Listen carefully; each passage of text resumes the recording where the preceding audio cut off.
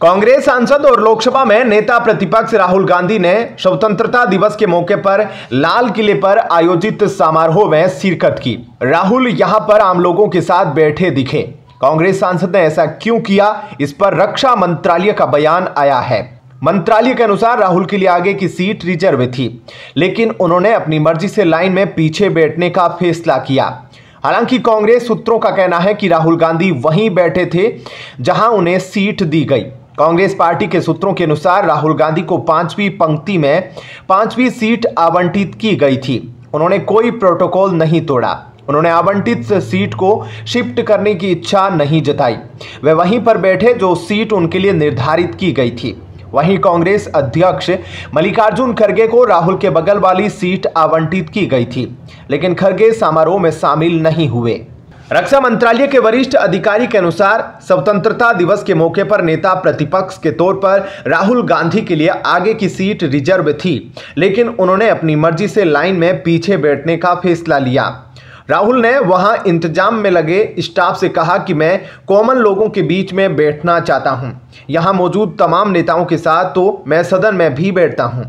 लेकिन वहीं कांग्रेस सांसद और महासचिव केसी वेणुगोपाल ने पीएम की आलोचना की और कहा कि जिस अहंकार के साथ आपने स्वतंत्रता दिवस समारोह के दौरान लोकसभा में नेता प्रतिपक्ष राहुल गांधी जी को आखिरी पंक्तियों में धकेला, उससे पता चलता है कि आपने अपना सबक नहीं सीखा है।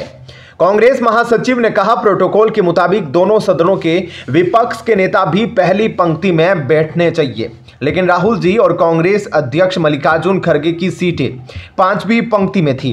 यह न केवल विपक्ष के नेता या राहुल गांधी जी के पद का अपमान था, बल्कि यह भारत के लोगों का अपमान था जिनकी आवाज राहुल गांधी संसद में उठाते हैं। इन्हीं सब बवाल के बीच अब सीधे अचानक लाल किले से अमेरिका पहुंच गए हैं राहुल गांधी।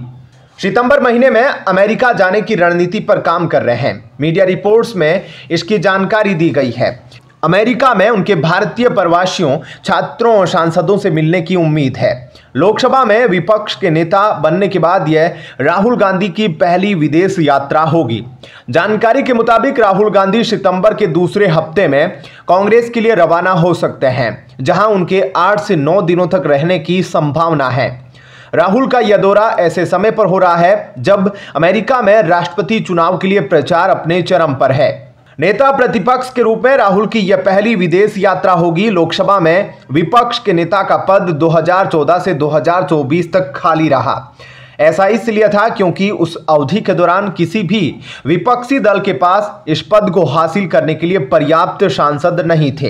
हालांकि हाल ही में हुए लोकसभा चुनावों में कांग्रेस पार्टी की सीटों की संख्या 99 पहुंचने के बाद 25 जून 2024 को राहुल गांधी को लोकसभा में विपक्ष का नेता नियुक्त किया गया था। इससे पहले राहुल गांधी पिछले साल जून 2023 में अमेरिका की यात्रा पर गए थे। राहुल गांधी के ब्रिटेन दौरे पर दिए गए बयानों को लेकर भारत में राजनीतिक घमासान भी मचा था। इस मुद्दे पर कांग्रेस और सत्ताधारी बीजेपी आमने सामने आ गए थे।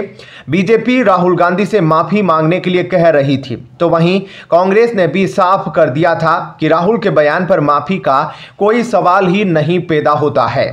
फिलहाल इस खबर में इतना ही। आपका क्या कुछ कहना है, कमेंट सेक्शन में अपनी राय जरूर दीजिएगा।